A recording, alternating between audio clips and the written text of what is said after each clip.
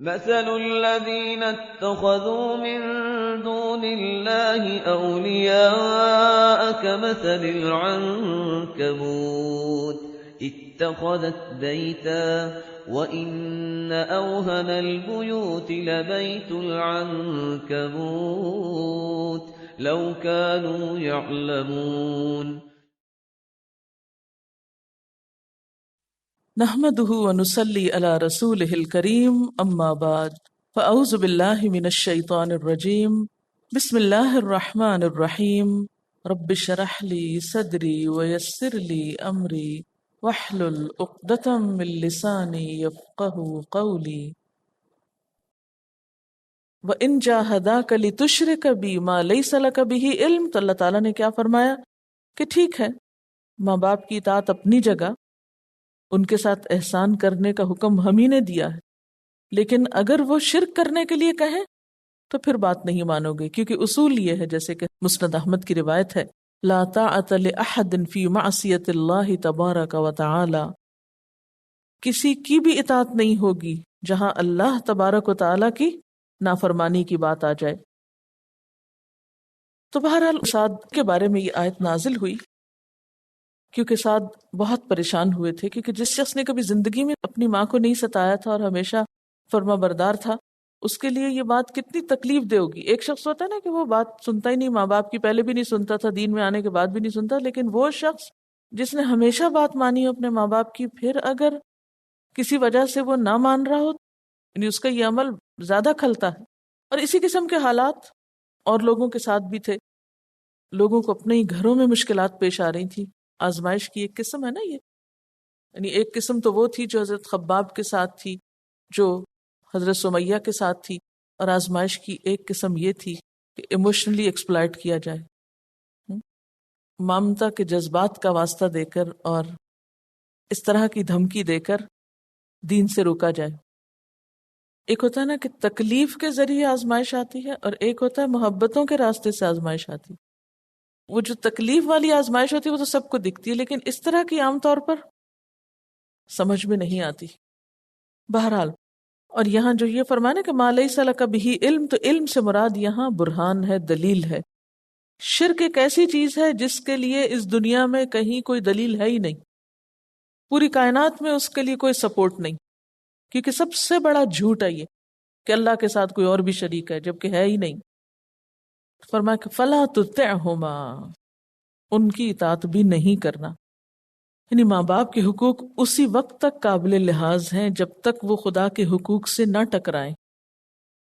ماں باپ کا حکم جب خدا کے حکم سے ٹکرانے لگے تو پھر کس کی مانی جائے گی؟ اللہ تعالیٰ کی مانی جائے گی. لیکن عام حالات میں، نارمل روٹین کے حالات میں ماں باپ کی اطاعت ضروری ہے. اصل میں ماں باپ کے حقوق جو ہیں وہ ہر دین میں، ہر ملت میں، ہر ایتھکس میں ہمیشہ سے ان کا ایک وجود ہے اور وہ مانے گئے ہیں. یعنی ان کے حقوق ہیں قدیم دور میں بھی اور جدید دور میں بھی. ہم دیکھتے ہیں کہ ہر طرح کے لوگوں میں یہ حقوق مسلم ہیں یا پائے جاتے ہیں. کمی بیشی ہو سکتی ہے، لیکن کبھی کسی نے یہ نہیں کہا کہ ماں باپ کے ساتھ اچھا کرنے کا کوئی حق نہیں یا کوئی جواز نہیں. لیکن بعض اوقات معذرت کے ساتھ کہ ماں باپ نے اس حق کا ناجائز فائدہ بھی اٹھایا ہے، اور وہ اولاد کو ماں باپ ہونے کے ناطے بعض اوقات غلط کاموں کے لیے بھی کہتے ہیں. اور اس کی بھی بہت مثالیں آپ دیکھ سکتے ہیں، ماضی میں بھی اب بھی. ایسے میں انسان کے لیے فیصلہ کرنا بڑا مشکل ہوتا ہے کہ اب میں کروں تو کروں کیا. ایک طرف دین کی ضرورت ہے، دین کی پکار ہے، دوسری طرف ماں باپ کے حقوق ہیں. تو دونوں کو الگ الگ خانے میں رکھ کے دیکھنا چاہیے کہ کہاں ٹکراؤ آ رہا ہے، کہاں والدین کی بات درست ہے اور کہاں اللہ تعالیٰ کا حکم اس سے بڑھ کر ہے. ان دو میں فیصلہ جذباتی بنیاد پر نہیں ہوگا بلکہ سوچ سمجھ کر ہوگا، تاکہ کہیں بھی انسان خطا نہ کھائے. الی مرجعکم، میری طرف تم سب کو لوٹنا ہے، تمہاری واپسی میرے پاس ہے. تم کب تک ماں باپ کے گھروں میں بیٹھے رہو گے؟ فَأُنَبِّئُكُم بِمَا كُنتُمْ تَعْمَلُونَ، تو میں تم کو بتا دوں گا جو بھی تم کرتے رہے ہو. یعنی والدین کی اطاعت یا نافرمانی میں سے والذین آمنوا وعملوا الصالحات، اور وہ لوگ جو ایمان لائے اور انہوں نے اچھے کام کیے، لندخلنہم فی الصالحین، ہم ضرور ان کو صالحین میں داخل کر لیں گے. یعنی جو لوگ اپنے دشمنوں کی دشمنی کے باوجود، ماں باپ کے دھمکیوں کے باوجود اللہ کی اطاعت پہ قائم رہے، ہم انہیں صالحین میں شامل کر دیں گے، ان کو ایک نئی فیملی دے دیں گے. کیونکہ انسان کو خوف کیا ہوتا ہے کہ اگر ماں باپ جیسی ہستی ساتھ چھوڑ گئی تو پھر تو دنیا میں کوئی ہے ہی نہیں میرا. فرمایا دنیا کب تک ہے، جلدی واپس آنا ہے تم کو، 4 دن کے لیے ہو یہاں، جب میرے پاس آؤ گے تو میں تمہیں صالحین میں شامل کر دوں گا. المرء مع من احب، قیامت کے دن انسان انہی کے ساتھ ہوگا جن سے وہ محبت کرتا ہوگا. ماں باپ کی محبت ایک فطری محبت ہوتی ہے نا، ہر ایک کے اندر ہوتی، جانوروں میں بھی ہوتی. اب ایک طرف وہ محبت ہے، ایک طرف ان کی اطاعت کی بات ہے، لیکن وہ اللہ کی نافرمانی کے لیے کہہ رہے ہیں. اب ان کے کہنے پہ اللہ کی نافرمانی کر کے کل قیامت کے دن انہی کے ساتھ ہوگے کیونکہ ان سے محبت کی تھی، وہ محبت تمہیں اللہ کے راستے سے ہٹا لے گئی. اور دوسری طرف انسان اسے چھوڑ کر صالح لوگوں کے راستے پر چلے، ان کا طریقہ اختیار کرے، خواہ وقتی طور پر والدین کی نافرمانی ہی برداشت کرنی پڑے، تو قیامت کے دن انہی کے ساتھ اٹھائے جاؤ گے، صالحین میں شامل ہو جاؤ گے. وَمِنَ النَّاسِ، اور لوگوں میں سے بعض ایسے، مَن یقول آمنا باللہ، جو کہتے تو ہیں کہ ہم اللہ پہ ایمان رکھتے ہیں، بڑے بڑے دعوے کرتے ہیں، فَإِذَا أُوذِيَ فِي اللَّهِ، مگر جب وہ اللہ کے معاملے میں ستائے جاتے ہیں، کوئی آزمائش آ جاتی ہے، جعل فتنة الناس كعذاب اللہ، تو وہ بنا لیتے ہیں لوگوں کی آزمائش کو اللہ کے عذاب کی طرح. تو وہ لوگوں کی ڈالی ہوئی آزمائش کو اللہ کے عذاب کی طرح سمجھتے ہیں.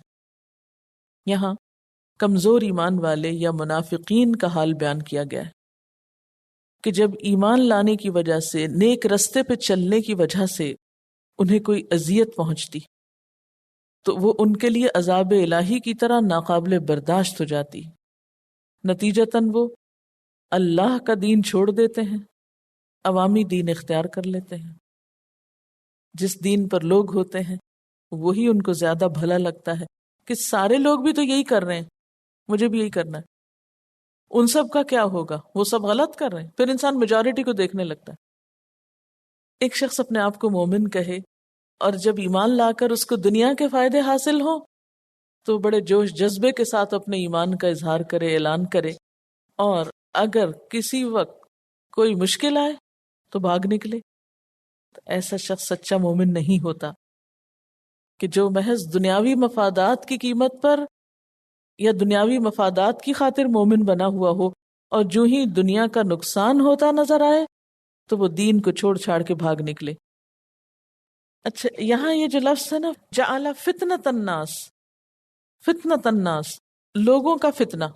لوگوں کا فتنہ کیا ہوتا ہے؟ لوگوں کی مخالفت، ان کی تنقید. اور لوگوں میں سب آتے ہیں، الناس میں سارے لوگ آ گئے.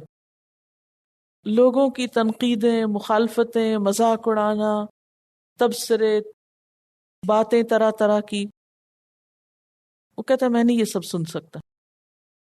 آج اگر ہم دیکھیں تو ہمارے لیے سب سے بڑی مشکل کیا ہے دین کے راستے؟ لوگوں کی باتیں. لوگ کیا کہیں گے، ہر وقت ہم لوگوں کے خوف میں رہتے ہیں. کبھی ادھر کبھی ادھر، لوگ کہیں گے یہ ہے دین اس کا، لوگ کہیں گے یہ ہے جو ماں باپ کو ناراض کرتے ہیں، لوگ کہیں گے یہ ایسے ہیں جو یہ اور یہ کرتے ہیں. فتنۃ الناس، فتنۃ الناس کیا ہے؟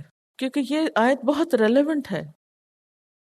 وَمِنَ النَّاسِ مَن يَقُولُ آمَنَّا بِاللَّهِ فَإِذَا أُوذِيَ فِي اللَّهِ جَعَلَ فِتْنَةَ النَّاسِ كَعَذَابِ اللَّهِ. دیکھیں، ایک ہے آزمائشیں جو اللہ کی طرف سے آتی، ایک ہے عذاب جو اللہ کی طرف سے آتا ہے. What's the difference؟ اور ایک ہے فتنۃ الناس. ان تین چیزوں میں فرق کیا ہے؟ اللہ کا عذاب کیا ہوتا ہے اور فتنۃ الناس کیا ہوتا ہے؟ اور کون لوگ ہیں جو فتنۃ الناس کو عذاب اللہ کی طرح سمجھتے ہیں؟ اگر ہمارے یہ کانسیپٹ کلیئر ہی نہیں تو ہو سکتا ہے یہ کام ہم ہی کر رہے ہوں لا علمی میں. تو اس لیے ضروری ہے کہ ایسے موضوعات جن کو ہم ریلیٹ کر سکتے ہو ڈے ٹو ڈے لائف سے، ان کے بارے میں ہمارا کانسیپٹ بہت کلیئر ہو، تاکہ ہم خطا نہ کھائیں، ہم اپنی اصلاح کر سکیں۔ تو مراد اس سے یہ ہے کہ جب اللہ کے راستے میں آزمائشوں سے سابقہ پیش آیا تو لوگوں کی پہنچائی ہوئی اذیت اور تانوں سے اس طرح گھبرا اٹھے جیسے کوئی شخص عذاب الہی سے گھبراتا ہے۔ عذاب الہی کی شکلیں کون سی ہیں؟ جیسے قوم عاد، سمود، قوم نوح وغیرہ پر آئی تھی، اور اس وقت لوگوں کا حال کیا ہوا کہ وہ بھاگنا شروع ہو گئے، تو کہا گیا مت بھاگو۔ تو وہ تو اس مصیبت سے بھاگنے لگے نا، تو ہم کیا کرتے ہیں پھر؟ فتنۃ الناس کی وجہ سے اللہ کے دین سے فرار حاصل کرنے لگتے ہیں، اس کو چھوڑ کے بھاگنے لگتے ہیں۔ حالانکہ انسان کو یاد رکھنا چاہیے کہ جو بھی دنیا میں مصیبت آتی ہے وہ عارضی ہے، چند دن کی ہے۔ لوگوں کے ہاتھوں سے ہمیں کوئی بھی جو دکھ پہنچتا ہے وہ ایک طرح کی آزمائش ہوتی ہے، عذاب الہی نہیں ہوتا۔ تو گویا آزمائش اور عذاب الہی کا فرق بھی پھر آپ کو پتا ہونا چاہیے۔ فتنۃ الناس کیا ہے، عذاب الہی کیا ہوتا ہے، آزمائش کیا ہوتی، کیونکہ اس صورت میں یہ تینوں چیزیں آ رہی ہیں نا۔ تو لوگوں کی طرف سے جو دکھ پہنچے، لوگوں کی طرف سے جو تکلیف دہ باتیں سامنے آئیں، ان کو وہ اس طرح سمجھتا ہے گویا آخرت میں جہنم کا عذاب ہو۔ وَلَئِن جَاءَ نَصْرٌ مِّن رَبِّكَ، اب اگر تیرے رب کی طرف سے فتح و نصرت آ گئی، یعنی مسلمانوں کو فتح اور غلبہ نصیب ہو گیا۔ جس دور میں یہ آیت نازل ہوئی تھی اس میں ابھی یہ سب کچھ نہیں ہو رہا تھا، ابھی تو صرف آزمائشیں تھی، تو اس لیے فرمایا وَلَئِن جَاءَ، اور البتہ اگر آ گئی، یعنی کسی وقت آ گئی، نصر من ربک، تیرے رب کی طرف سے فتح، تو کیا کریں گے ایسے لوگ منافق؟ لَيَقُولُنَّ، البتہ ضرور کہیں گے، اِنَّا كُنَّا مَعَكُمْ، بے شک ہم بھی تمہارے ساتھ، ہم نے بھی حق کی خاطر بڑی قربانیاں کی تھیں، ہم کسی سے پیچھے تو نہیں تھے، ہم تمہارے ساتھ ہی تھے، ہم تمہارے دینی بھائی تھے۔ کیا ہمارا نام مسلمانوں جیسا نہیں؟ ہم مسلمانوں کے گھر نہیں پیدا ہوئے؟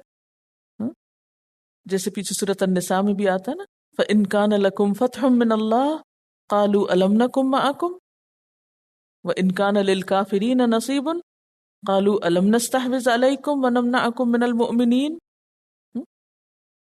منافق مومنوں کے معاملے میں انتظار میں رہتے تھے، اگر فتح ہو تو ساتھ شامل ہو جائیں اور کہیں ہم نے بھی بڑی قربانیاں کی، اور اگر نقصان ہو مسلمانوں کو تو دشمنوں سے جا کے دوستی کی پینگیں بڑھائیں۔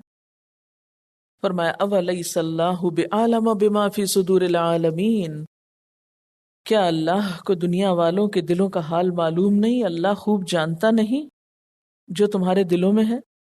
خواہ تم اپنی زبان سے مسلمانوں کے ساتھ ہونے کا دعویٰ کرتے ہو، یہ دعویٰ دنیا میں تو شاید تمہیں فائدہ دے، لیکن اس کے سامنے کیسے فائدہ دے گا جو دلوں کے بھید جانتا ہے، جسے ظاہر نہیں باطن کی بھی خبر ہے، وہاں یہ فریب کیسے چلے گا؟ وَلَيَعْلَمَنَّ اللَّهُ الَّذِينَ آمَنُوا، اور البتہ اللہ کو ضرور جاننا ہے ان لوگوں کے بارے میں جو ایمان لائے، وَلَيَعْلَمَنَّ الْمُنَافِقِينَ، اور البتہ ضرور جاننا ہے کہ منافق کون ہے۔ جیسے سورۃ آل عمران میں آتا نا، ما كان اللہ لیذر المؤمنین علی ما انتم علیہ حتی یمیز الخبیث من الطیب، اللہ مومنوں کو ہرگز اس حالت میں رہنے نہیں دے گا جس میں تم اس وقت ہو کہ سچے اور منافق سب ملے جلے رہیں، وہ پاک لوگوں کو ناپاک لوگوں سے الگ نمایاں کر کے رہے گا۔ اور یہ کس طرح ہوگا؟ کیسے نمایاں کرے گا، الگ کرے گا؟ خوشی اور غم دے کر، کیونکہ فرمایا نا کہ اگر تکلیف آئے تو رویہ کچھ اور ہوتا ہے، خوشی ملے تو کچھ اور ہو جاتا ہے۔ اس سے پتہ چلتا ہے آزمائش دونوں طرح سے ہوتی ہے، دونوں ہی چیزیں آزمائش ہوتی ہیں۔ اگر کوئی سچا مومن ہے تو وہ غم اور خوشی دونوں اوقات میں اطاعت پہ قائم رہے گا، اور جو منافق ہے اور نفس کا مطیع ہے تو وہ صرف اچھے وقتوں کا ساتھی ہوگا۔ تو اس طرح اللہ تعالیٰ آزمائش کے ذریعے مومن اور منافق کی تمیز کرے گا، جیسے سورۃ محمد میں بھی آتا ہے وَلَنَبْلُوَنَّكُمْ، اور ہم ضرور تم کو آزمائیں گے، حَتَّى نَعْلَمَ الْمُجَاهِدِينَ مِنْكُمْ وَالصَّابِرِينَ وَنَبْلُوَ أَخْبَارَكُمْ، ترجمہ ہے ہم ضرور تم لوگوں کو آزمائش میں ڈالیں گے تاکہ تمہارے حالات کی جانچ کریں اور دیکھ لیں کہ تم میں مجاہد اور ثابت قدم کون ہے۔ اور اس معاملے میں اللہ تعالیٰ کا ایک طریقہ اور یہ بھی ہے کہ اشد البلاء علی الانبیاء ثم الامثل فالامثل، کہ بلائیں اور مصیبتیں سب سے زیادہ انبیاء پر آتی، پھر ان پر جو ان سے زیادہ ملتے جلتے ہوں، پھر ان پر جو ان سے ملتے جلتے ہوں، یعنی انبیاء پر پھر ان سے کم ایمان والوں، پھر ان سے کم، پھر ان سے کم۔ اور شریعت کی پیروی میں، دین کے راستے میں آزمائش کا آنا سنت انبیاء کی پیروی ہے۔ اس لیے مبارک ہیں وہ لوگ جو اللہ کی راہ میں ستائے جاتے ہیں۔ کبھی ان کی عزت پہ حملہ ہوتا ہے، کبھی کوئی مالی نقصان ہوتا ہے، کبھی کوئی اور تکلیف ہوتی ہے۔ تکلیف کو دعوت نہیں دینی چاہیے، دعا نہیں کرنی چاہیے، مانگنا نہیں چاہیے، لیکن اگر آ جائے تو بھاگنا نہیں چاہیے، پھر ثابت قدم رہنا چاہیے۔ وقال الذین کفروا للذین آمنوا، اور کہتے ہیں کافر ان لوگوں سے جو ایمان لائے، اتبعوا سبیلنا، ہمارے راستے کی پیروی کرو، لیکن مصیبتوں میں پڑ گئے ہو تم، آؤ ہمارے ساتھ چلو، ہم جیسے بن جاؤ، ہماری پیروی کرو۔ وَلْنَحْمِلْ خَطَايَاكُمْ، تمہاری خطاؤں کو ہم اپنے اوپر لے لیں گے، ہم اٹھا لیں گے۔ غلط سلط کام کرو اور ہمارے کھاتے میں ڈال دو۔ یہ بھی ایک آزمائش ہوتی ہے کہ انسان کو اس طرح حق کے راستے سے پھسلایا جائے کہ تمہیں جو اس راستے میں اتنی مصیبت آ رہی ہے، اگر تم ہمارا ساتھ دو، یعنی کچھ سودے بازی کر لو، کچھ کمی بیشی کر لو، تو ہم تمہارا یہ مسئلہ حل کر دیتے ہیں، تمہارا ساتھ دیتے ہیں، اور تمہارے لیے پھر آسانی ہو جائے گی۔ تو بعض اوقات انسان سوچتا ہے ہاں فلاں شخص کتنا خیر خواہ، ویسے خود تو دین کے راستے پر نہیں، لیکن میرا بڑا ہمدرد ہے، اور مجھے اس مشکل سے نکالنا چاہتا ہے جس میں دین کی وجہ سے پڑ چکی ہوں۔ ایمان والوں کے لیے طرح طرح کی آزمائشیں ہوتی ہیں۔ اتبعوا سبیلنا، ہمارے راستے پہ آؤ، کیونکہ وہ اپنے آپ کو درست سمجھتے تھے کہ جو ہمارا طریقہ ہے، جو ہمارا راستہ ہے، وہی سچا طریقہ ہے، وہی اصل راستہ ہے، ہمارا دین درست ہے۔ اسی طرح کا ایک واقعہ سورۃ نجم کے آخر میں بھی آتا ہے، افرأیت الذی تولی وآتی کلیلا واکدا، کہ ایک شخص کو اس کے کافر دوستوں نے یہ کہہ کے دھوکہ دیا کہ تم ہمیں کچھ مال یہاں دے دو تو ہم قیامت کے دن تمہارے عذاب کو اپنے ذمے لے کر تمہیں بچا لیں گے۔ تو اس نے کچھ دینا بھی شروع کیا، لیکن پھر رک گیا۔ کیا دیکھا تم نے اس شخص کو جو منہ موڑ گیا اور تھوڑا سا دیا اور پھر روک لیا؟ تو بات یہ ہے کہ قیامت کے دن کوئی شخص کسی کا بوجھ نہیں اٹھا سکتا، اسی لیے اللہ تعالیٰ فرماتے ہیں وَمَا هُمْ بِحَامِلِينَ مِنْ خَطَايَاهُمْ مِنْ شَيْءٍ، وہ ان کی خطاؤں میں سے کچھ بھی اپنے اوپر لینے والے نہیں ہیں۔ إِنَّهُمْ لَكَاذِبُونَ، یقیناً وہ بالکل جھوٹے ہیں۔ یعنی آزمائش کی ایک شکل اخلاقی دباؤ بھی ہے، جس کو کبھی ہم پیئر پریشر کہتے ہیں، کبھی ہم بیرونی دباؤ کہتے ہیں، کبھی عالمی دباؤ کہتے ہیں، کبھی کسی طرح کی بات کہتے ہیں۔ خیر اور بد کو تم کیا جانو، ہم سے پوچھو، ہم تم کو بتاتے ہیں کہ آج کے دور میں سچائی کیا ہے۔ یہ جو باتیں یہ سب مولویوں کی اپنی گھڑی ہوئی ہیں، یہ ان کے مفادات ہیں جو تم کو دن رات سناتے ہیں۔ ہم پڑھے لکھے لوگ ہیں، ہم سمجھدار ہیں، زمانہ ساز ہیں، تجربہ کار ہیں، ہم تم کو بتاتے ہیں کہ فائدہ کس میں اور نقصان کس میں ہے۔ ہماری مانو، دنیا میں بھی بھلے میں رہو گے اور کل بھی تمہارے کام آئیں گے۔ فرمایا نہیں، کوئی تمہاری خطائیں نہیں اٹھائے گا۔ وَمَا هُمْ بِحَامِلِينَ مِنْ خَطَايَاهُمْ مِنْ شَيْءٍ۔ اب دیکھیں کہ ایسی لاجک انسان کے سامنے عموماً کون پیش کرتا ہے؟ بزرگ حضرات، خاندان کے یا معاشرے کے سمجھدار لوگ، بظاہر سمجھدار لوگ، بعض اوقات والدین، بعض اوقات استاد، پیر، لیڈر، جو کچھ انفلوئنس رکھتے ہیں آپ پر، وہ کہتے ہیں ہمارے پیچھے چلو، ہمیں فالو کرو، اتبعوا سبیلنا، واضح طور پر کس بات کی تلقین کی جا رہی ہے، کس بات کی دعوت دی جا رہی ہے؟ دین کا راستہ چھوڑو، ان کو نہ فالو کرو، ہمیں فالو کرو، چاہے وہ زبان سے کہتے ہیں چاہے وہ رویے سے آپ کو اپنے پیچھے لے کے جانا چاہتے ہیں۔ لیکن دین کا معاملہ تو بڑا ہی اہم ہے۔ کل قیامت کے دن کوئی شخص یہ نہیں کہہ سکتا یا اللہ وہ چونکہ فلاں نے مجھے کہا تھا میرے پیچھے چلو، اور اس نے مجھ سے کچھ جھوٹے وعدے بھی کر لیے تھے تو اس لیے میں اس کے پیچھے چل پڑا، اور اب دیکھو وہ بالکل ہی مکر گیا ہے، اب میرا تو کوئی قصور نہیں۔ نہیں، ما ہم بحاملین من خطایاہم، کوئی کسی کا بوجھ نہیں اٹھائے گا، کوئی کسی کی خطائیں اپنے سر نہیں لے گا۔ اور ذرا آپ دیکھیں کہ اللہ تعالیٰ فرماتے ہیں انہم لکاذبون، وہ بالکل جھوٹے ہیں اپنی اس بات میں۔ اچھا وہ جھوٹ کب کھلے گا؟ مثلا قیامت کے دن گمراہ لوگ جب جہنم میں جانے لگیں گے اور ان کے گمراہ پیروکار بھی جانے لگیں گے، تو کوئی یہ کہے گا اس وقت کھڑا ہو کے کہ اپنی غلطیاں مجھے دے دو کیونکہ میرے بہکانے سے تم اس رستے پہ آئے تھے، تو چلو جاؤ تم تو نکلو، میں تمہاری جگہ بھگتتا ہوں؟ کوئی نہیں کہے گا، میں جھوٹے ہیں، کوئی نہیں کہے گا، کوئی نہیں کرے گا۔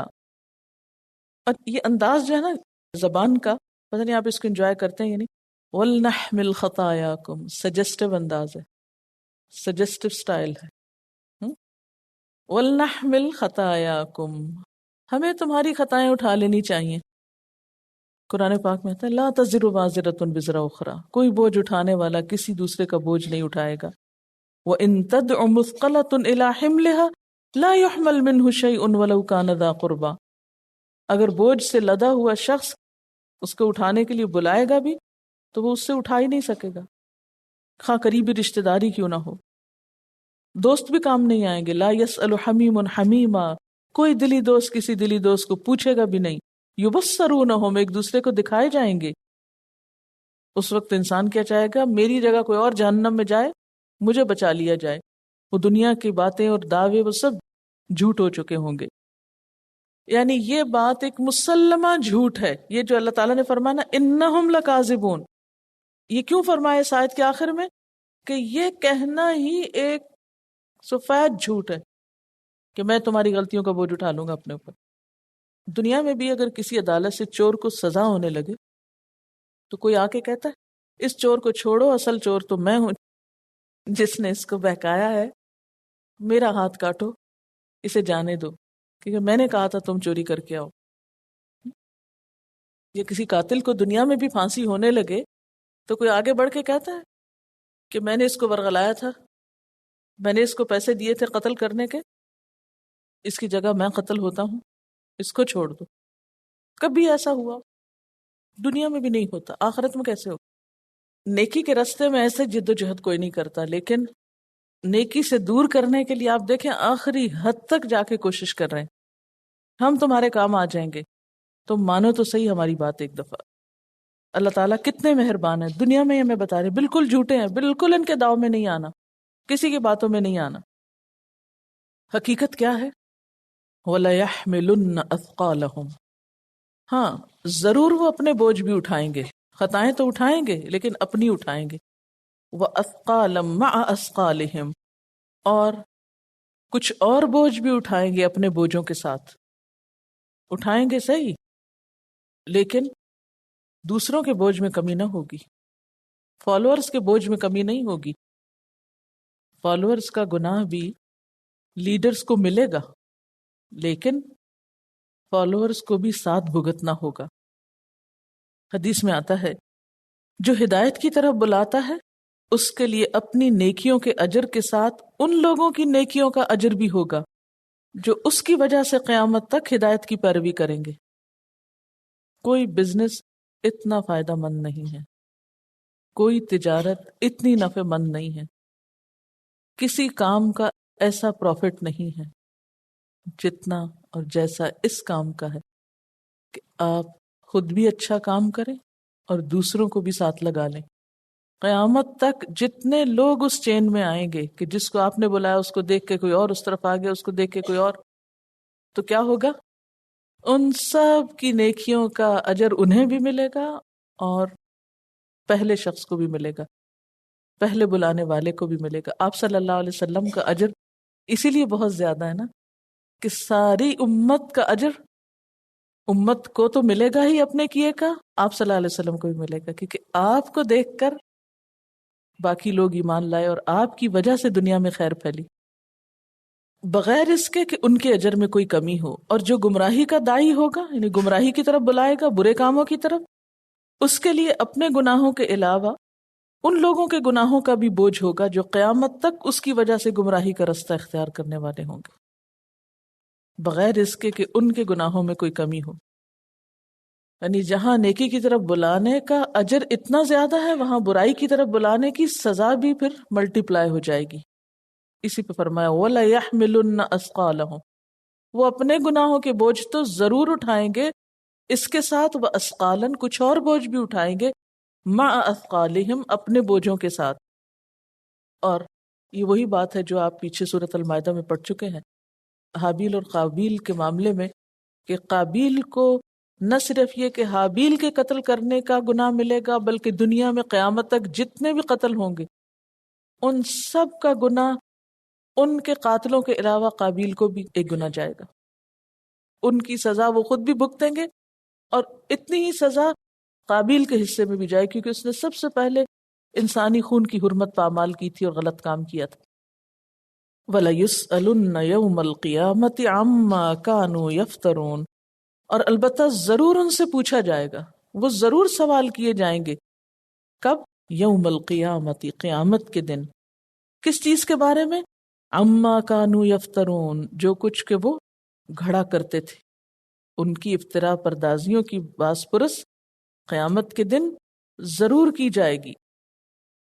افترا کا معنی ہوتا ہے جھوٹ گھڑنا، اور یہاں مراد کیا ہے کہ کوئی بات انسان اپنی طرف سے کرے اور اسے اللہ تعالیٰ سے منسوب کر دے، یا دین میں کوئی بھی خود ساختہ بات اللہ کے رسول صلی اللہ علیہ وسلم کی طرف منسوب کر دے، جس کو بدعت کہتے ہیں۔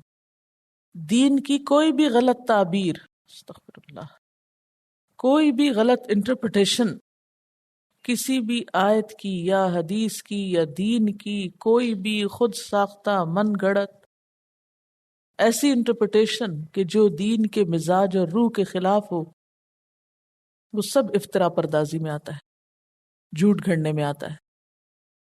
اصل میں انسان بہت سی باتیں اس لیے کہہ جاتا ہے، کر جاتا ہے کہ اس کو اللہ نے بولنے کی قوت دے رکھی ہے، تو بولنا چاہتا ہے، بول رہا ہے۔ لیکن اگر انسان کو اپنے بولنے کا انجام نظر آ جائے، اگر اس کو اپنے الفاظ اور اپنے حروف کسی مادی شکل میں نظر آ جائے، اور اس سے جو جہنم کے شعلے بھڑکنے والے ہیں وہ نظر آ جائے، انسان کو چپ لگ جائے، کوئی بھی افترا پردازی نہ کرے، تو دین کے معاملے میں اپنی رائے اور اپنی من گھڑت تعبیر اور اپنی خواہشات پر مبنی تفسیر، یہ سب سخت ہلاکت آمیز باتیں۔ دین کو ویسا ہی رہنے دینا چاہیے جیسا وہ ہے، اس پہ بہت زیادہ تعویلات کے انبار نہیں چڑھانے چاہیے، ورنہ قیامت کے دن کیا ہوگا کہ جتنے لوگوں نے وہ غلط تعبیر اختیار کر لی، وہ غلط تفسیر اختیار کر لی، ان سب کی ذمہ داری بھی ابتدا کرنے والے کے سر پہ آ جائے گی۔ وآخر دعوانا ان الحمد للہ رب العالمین۔ سبحانک اللہم وبحمدک، اشہد ان لا الہ الا انت، استغفرک واتوب الیک۔ والسلام علیکم ورحمۃ اللہ وبرکاتہ۔